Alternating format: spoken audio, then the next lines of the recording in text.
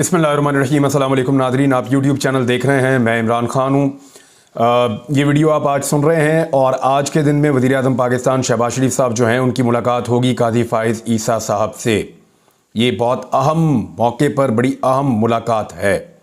इस मुलाकात के होने से पहले ही बहुत सारे सवालात उठाए जा रहे हैं कि क्या ये मौका है कि एक वज़ीर आज़म को एक चीफ़ जस्टिस ऑफ पाकिस्तान से मिलना चाहिए या चीफ़ जस्टिस ऑफ पाकिस्तान को एक ऐसे वज़ीर आज़म से मिलना चाहिए जिनके मामलात ख़ुद बहुत सारी कंट्रोवर्सीज़ में हैं, यानी जिस तरह की धांधली के नतीजे में वो हुकूमत बना पाए हैं और इस धांधली का आगाज़ हो जाता है उन फैसलों से जिनको बुनियाद बनाकर पाकिस्तान तहरीक इंसाफ ये कहती है कि उनके नतीजे में धांधली का आगाज़ हुआ था। मिसाल के तौर पे बल्ले का निशान ले लेना। जो जजेस थे उनमें काजी फ़ाइज़ ईसा साहब भी थे।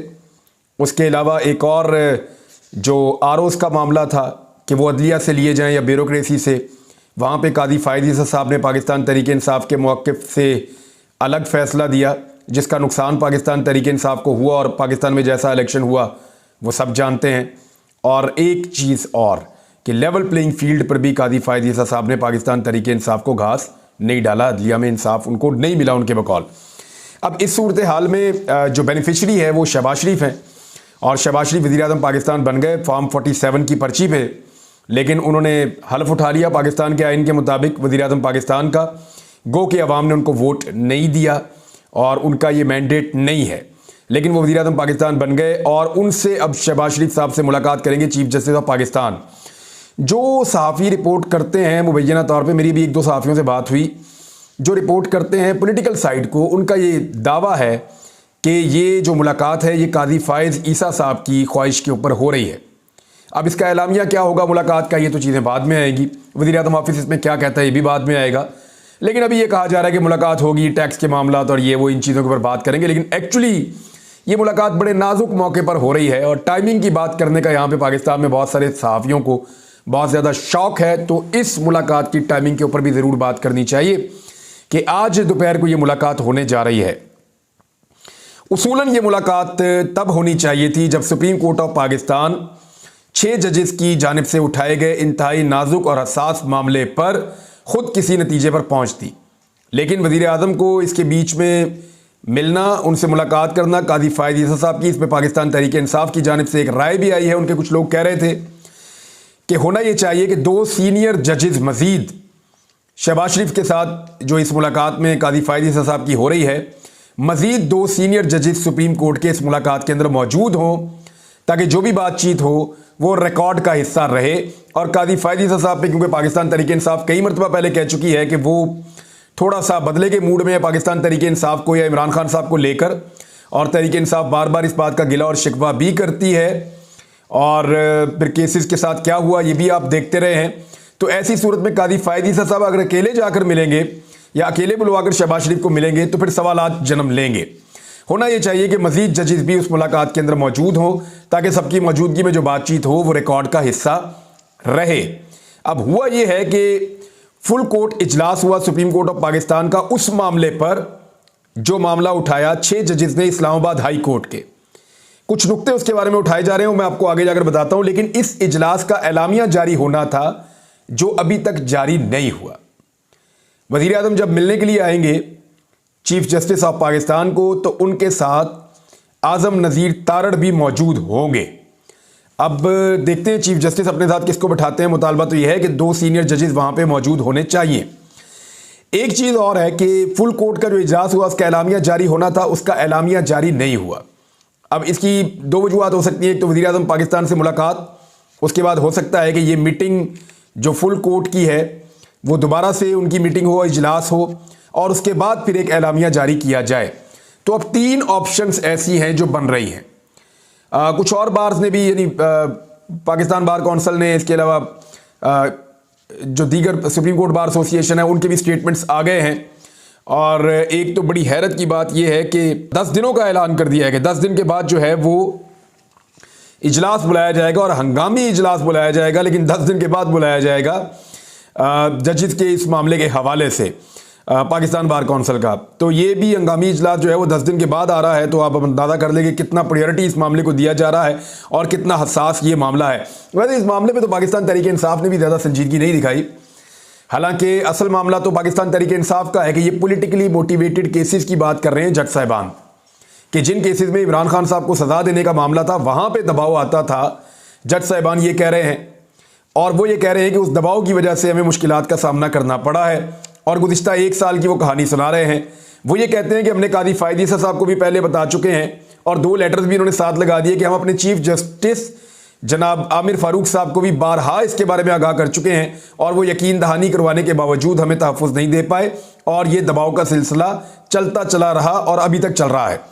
तो इस सूरत हाल में एक्चुअली इसकी जो बेनिफिशरी होनी चाहिए वो पाकिस्तान तहरीक इंसाफ होनी चाहिए, कि इमरान खान का आपके खिलाफ जितने फैसले हुए हैं या हो रहे हैं उनमें जजेस को एक दबाव का सामना है, और उस दबाव की वजह से जजेस ने ये लिखा है, लिहाजा इमरान खान साहब के खिलाफ ट्रायल गलत चले हैं। वो तो दिखाई भी दे रहे हैं, लेकिन वो गलत चले हैं और दबाव का नतीजा है। अब पाकिस्तान तहरीक इंसाफ ने इसमें कुछ और चीज़ें भी कही हैं, यानी बैरिस्टर गोहर जो हैं वो ये कह रहे थे कि एक जज ने कहा मुझे मालूम ही नहीं कि मेरे बच्चे कहाँ हैं, एक ने कहा कि मेरे बेटे का वलीमा मुअख्खर करवा दिया गया है, 14-14 घंटे की हेयरिंग्स की गई हैं, ट्रायल में हमें क्रॉस एग्जामिनेशन और सबूत मुहैया करने का हक ही नहीं दिया गया, इमरान खान के खिलाफ तमाम फैसले इंतहाई दबाव की हालत में दिए गए हैं। अब ये जो चीज़ है ना ये बहुत इंपॉर्टेंट है, इसका फ़ायदा इमरान खान साहब को होगा। लेकिन तहरीक इंसाफ सिर्फ इतनी संजीदा है कि जब ये फुल कोर्ट इजलास हो रहा था तो सिद्दीक जान ने वहाँ से रिपोर्ट किया, और बड़ी इंटरेस्टिंग चीज़ उन्होंने रिपोर्ट की। उन्होंने ये रिपोर्ट किया कि पाकिस्तान तहरीक इंसाफ का एक भी वकील इस वक्त इस अदालत में मौजूद नहीं है। ये नून लीग का मामला होता ना, एक जज ने भी लेटर लिखा होता और सुप्रीम कोर्ट के 4 जजेस भी बैठे होते, तो नून लीग के वहाँ पे दर्जनों वकील या सैकड़ों वकील मौजूद होते, और बाहर उन्होंने पूरा माहौल बनाया हुआ होता, मीडिया के ऊपर खबरें, सोशल मीडिया के ऊपर खबरें, और एक दबाव का माहौल वो बना लेते। लेकिन पाकिस्तान तहरीक इंसाफ ने इस चीज़ को फॉर ग्रांटेड लिया है, और उनके वकला ने भी फॉर ग्रांटेड लिया है, उनकी जमात ने भी कोई एक्टिविटी नहीं दिखाई। तो ये तो उनकी अपनी पॉलिसी और उनकी अपनी मर्जी है।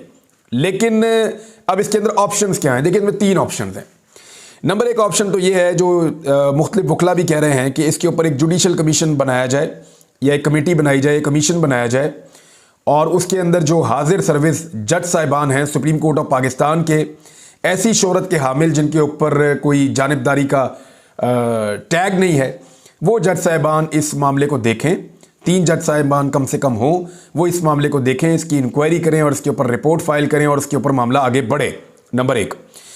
नंबर 2 ये हो सकता है कि इसके ऊपर अज खुद नोटिस ले ले सुप्रीम कोर्ट ऑफ पाकिस्तान, और जो सीनियर जजेस हैं पाकिस्तान के 3 वो ये बैठ के फैसला करें, या सीनियर जजेस का जो एक पैनल है वो बैठ के फैसला करे, और इसके ऊपर एक अज खुद नोटिस लिया जाए इस मामले पर, क्योंकि ये जजेस ने एक लेटर लिखा है, ये बहुत अहमियत का हामिल है। तीसरा ऑप्शन ये है कि शहबाज शरीफ साहब को मिलेंगे कादी फ़ायद ईसा साहब, शहबाज शरीफ साहब को इसकी शिकायत करेंगे, शहबाज शरीफ साहब यकीन दहानी करवाएंगे कि जनाब मैं पाकिस्तान के सबसे बड़े ऑफिस से आपको यकीन दहानी करवाता हूँ कि अगर ऐसी कोई शिकायत हैं तो हम उनको देख भी लेंगे, और इसके बाद आइंदा ऐसी कोई शिकायत मौसूल कभी भी नहीं होगी, और आइंदा जजेस को ऐसा कोई प्रॉब्लम नहीं आएगा। तो ये मुमकिन है कि शहबाज शरीफ साहब ऐसे कोई जुमले कहें, उसके बाद कादी फ़ायद ईसा साहब बाकी जज साहिबान के सामने ये मामला रखें, और इसके ऊपर मिट्टी पाव पॉलिसी हो सकता है आगे बढ़ जाए। लेकिन इस सूरत में मुझे लगता है कि दबाव बढ़ेगा, और इस सूरत में बात शायद ना बढ़े, लेकिन ये भी एक सूरत हो सकती है, एक पॉसिबिलिटी हो सकती है जिसकी मैं बात कर रहा हूँ, क्योंकि शहबाज शरीफ साहब जो है वो मिट्टी पाव की पॉलिसी भी कोशिश करेंगे कि किसी तरह से बनाएं वहाँ पे जज साहिबान को, और कादी फ़ायद ईसा साहब को ये बावर करवाएं, और उनके ज़रिए से बाकी जजेस को कहें कि जी आपकी शिकायत पहुँच गई है और इसके ऊपर अब हम एक्शन करेंगे और आइंदा ऐसा नहीं होने देंगे। अच्छा, एक तो ये चीज़ है, क्या ये हो सकता है? एक सवाल और उठाया जा रहा है जो बड़ा इंपॉर्टेंट है। इरफान सिद्दीकी साहब ने बात की, कुछ और लोगों ने बात की, वो ये कह रहे हैं, और वो सहाफ़ी बात कर रहे हैं, अच्छा सहाफ़ी बिला वजह तत्ते तवे पे बैठ गए हैं बहुत सारे, यानी उनका इससे लेना देना ही कोई नहीं है। यानी अदलिया वाले मामले के ऊपर इससे पहले किसी एक जज के ऊपर एक छोटी सी बात होती थी तो छलांगे मारते थे ये सहाफ़ी, आज 6 जजेस लिख कर कह रहे हैं कि हम दबाव में हैं। यानी इमरान खान ने एक खातून जज के बारे में, लोअर जुडिशरी की खातून जज के बारे में एक जुमला कहा था, तो ये सहाफ़ी जो है वो छलांगे मार रहे थे, और अब 6 जजेस लिख कर दे रहे हैं कि बहुत शदीद दबाव है उनके ऊपर। तो ये सहाफ़ी जो है वो तत्ते तवे पे बैठे हुए हैं कि जजेस ने कैसे लिख कर दे दिया, और ये लीक कैसे हो गया डॉक्यूमेंट लिखा हुआ। तो ये बिल्कुल वैसे ही लीक हो गया जैसे कादी फ़ायद ईसा साहब जब लिखते थे लेटर्स और वो जियो टीवी पे सबसे पहले चल जाते थे और बाकी टीवी चैनल्स को वो लीक हो जाते थे। इसी तरह ये भी लीक हो गया। ये कोई नई चीज़ पाकिस्तान के अंदर नहीं हुई और ये दबाव जो है ये भी कोई नया नहीं है। जजेस ये बार बार कह रहे हैं, वकला भी यही बात कर रहे हैं। अब मामला ये है कि कहा जाता है कि क्योंकि ये तो फोरम ही सिर्फ जजेस के मुहासबों के लिए है, इसके ऊपर तो कोई और चीज़ देखी नहीं जा सकती, तो कोई और चीज़ तो उन्होंने मांगी नहीं। देखें, ये जो सुप्रीम जुडिशल काउंसिल है, इसके फंक्शंस क्या हैं? ये जजेस का मुहासबा करता है। सदर पाकिस्तान रेफरेंस बेचे तब, या इनको खुद से कोई इंफॉर्मेशन आए उस बुनियाद पे ये सुप्रीम जुडिशल काउंसिल इसके ऊपर बैठ जाए तो तब। लेकिन जजेस के कोड ऑफ कंडक्ट के ऊपर भी ये काम करते हैं। अब जजेस ने एक राय मांगी है कि जनाब हमारे कोड ऑफ कंडक्ट के अंदर इसके ऊपर कोई ओपिनियन ही नहीं है कि अगर आपके ऊपर इंटेलिजेंस एजेंसियां दबाव डालें और आपको दबाव में लेकर आपके फैसलों पर असरअंदाज होने की कोशिश करें, तो इस सूरत में जज का कोड ऑफ कंडक्ट क्या होना चाहिए, जज का कंडक्ट कैसा होना चाहिए, उसको क्या करना चाहिए। उन्होंने एक ओपिनियन मांगी है और ये opinion supreme court of Pakistan या सुप्रीम जुडिशल काउंसिल से मांगी जा सकती है। तो इस नुक्ता नज़र से ये बिल्कुल कानूनी मामला है। दूसरी एक और चीज़, ये एक तरह से एक शिकायत भी है, या आप इसे कह लें एक रेफरेंस टाइप का है। ये एक चार्जशीट है अपने चीफ जस्टिस के खिलाफ कि हमने अपने चीफ जस्टिस को तहरीरी तौर पर बार बार आगाह किया और हम ये साथ लगा रहे हैं, कॉपी ये आप देख लें। और इससे पहले मिलकर भी हम इन्हें कहते रहे बार बार कि हमारे साथ ये जुल्म और ज्यादतियां हो रही हैं, लेकिन वो इनको रोकने में नाकाम रहे और वो बदस्तूर हो रही हैं। तो ये वजूहात हैं जिनकी बिना पर सुप्रीम जुडिशल काउंसिल को ये लेटर लिखा गया है। तो इसकी कानूनी जस्टिफिकेशन तो बनती है लिखने की। देखना यह है कि इस पर कादी फायद ईसा साहब और उनकी सुप्रीम कोर्ट करती क्या है। कादी साहब ने बड़ा मामला उठाया हुआ था मुतीउल्लाह जान साहब का। हर हेयरिंग के अंदर मुतीउल्लाह जान वो करते रहते थे, शोर मचाते थे। कभी वो अदालत के अंदर जो है वो ऐसा माहौल बन जाता था कि आईजी कहाँ है, आईजी ने अब तक क्यों नहीं किया, सीसीटीवी कहाँ, बहुत सारे सवालात उठाते थे। आज वही मुतीउल्लाह जान जिनके साथ 5-6 घंटे बड़ी सख्त ज्यादती हुई थी, उनको 5-6 घंटे के लिए अगवा किया गया था और बड़ी ज्यादती उनके साथ हुई थी। मैंने उस वक्त भी आवाज़ उठाई थी, मैं आज भी कहता हूँ वो एक मजलूम है, वो विक्टिम है। आज वो जब बात करना चाह रहे थे तो चीफ जस्टिस ऑफ पाकिस्तान ने उनको बात ही नहीं करने दी। यानी ये तो मेरी समझ से बाहर है कि ये हुआ क्या। उसी मुतीउल्लाह जान को जिसको इंसाफ दिलवाना चाह रहे थे जज साहब, जिसके साथ हमदर्दी थी जज साहब की, आज उसकी बात ही नहीं सुन रहे थे अदालत के अंदर। वो अपनी बात कहना चाह रहा था कि मैं विक्टिम हूँ, यानी विक्टिम को तो बोलने का हक होना चाहिए। और इससे पहले मुझे कुछ सहाफ़ियों ने बताया कि मुतीउल्लाह जान साहब को बोलने का हक दिया गया, दीगर सहाफ़ियों को भी बार बार बोलने का हक दिया गया, लेकिन आज उनको नहीं बोलने दिया गया। शायद आज चीफ जस्टिस नहीं चाहते थे कि अदालत में कोई और बोले। नाज़रीन, ये मामला चलता रहेगा। अब आज के दिन में जो कुछ भी होता है वज़ीर आज़म और चीफ जस्टिस के दरमियान, और उसके बाद जो भी दोबारा बैठते हैं, फुल कोर्ट इजलास हो रहा था, दोबारा जब बैठते हैं तो वहाँ से जो खबर निकलती है वो आपके साथ शेयर करेंगे। लेकिन एक और खबर जो मैंने आपको पिछले वीलॉग में कही थी, ज़रा उसकी तफसीलात आप देख लें कि कैसे पब्लिक का पैसा ज़ाया किया जा रहा है। एक तो बहुत सारी वीडियो सामने आ गई हैं जिनमें जो राशन तकसीम किया जाना था, अच्छा जो राशन तकसीम किया जाना था उसमें मुखय्यर हज़रात का पैसा भी है, ये याद रखिएगा आप। जो राशन तकसीम किया जाना था वो राशन पहुंच गया है दुकानदारों के पास, वो राशन पहुंच गया है उन जगहों पे जहां पे डीलर्स बैठे हुए हैं। और वीडियोज़ ये बता रही हैं कि धड़ाधड़ राशन के जो ऊपर वाले लिफाफे हैं जिनके ऊपर मियां नवाज शरीफ साहब का मुंह बना हुआ है, वो लिफाफे उतार के, ऊपर वाला बोरियां उतार के, ऊपर वाले स्टिकर्स उतार के और उसको दूसरी जगहों के अंदर पैक करके दोबारा से बेचने के लिए तैयार किया जा रहा है। तो जनाब ये एक बहुत बड़ा स्कैंडल है। जो राशन गरीबों तक पहुंचना था सस्ते दामों में, वो राशन बजाय गरीबों के पास पहुंचने के वो अब कहीं और पहुंच गया है और गरीब उसको खरीदने पर मजबूर होंगे। एक तो ये वीडियोस आ रही हैं, वीडियोस के सबूत मौजूद हैं सोशल मीडिया पे, आप जाकर देख सकते हैं। दूसरा, हुकूमत पंजाब ने सरकारी अफसरान को डिफेंस हाउसिंग अथॉरिटी में लाहौर में लग्जरी घर देने का मनसूबा तैयार कर लिया है। लाहौर में सरकारी अफसरान के लिए DHA में फी कस 35 करोड़ रुपए मालियत के 127 नए लग्जरी घर तामीर किए जाएंगे। इस मनसूबे की समरी ऐवान वज़ीर आला को अरसाल कर दी गई है। यानी गरीब के लिए जब बनाएंगे आशियाना बनाएंगे और वो भी उसको पैसे लेकर उसको किस्तों में देंगे। गरीब के लिए आशियाना 3 मरले 5 मरले, और जो अफसरान हैं उनके लिए बड़े बड़े घर। एक घर की मालियत 35 करोड़ रुपए और 127 नए घर बनाए जाएंगे। वज़ीर आला को अरसाल कर दी गई समरी।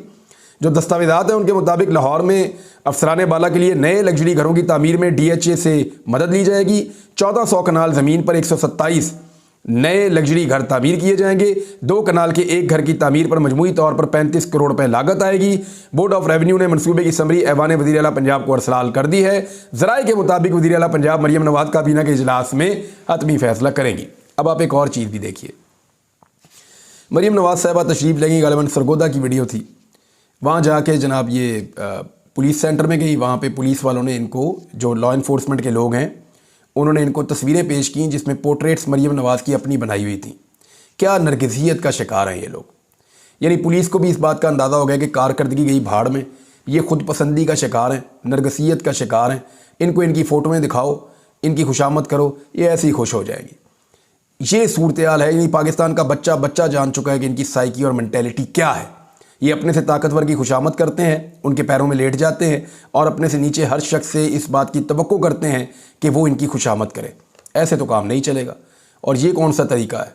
अब तक के लिए इतना ही। अपना ख्याल रखिएगा, अपने इस चैनल का भी। अल्लाह हाफ़िज़।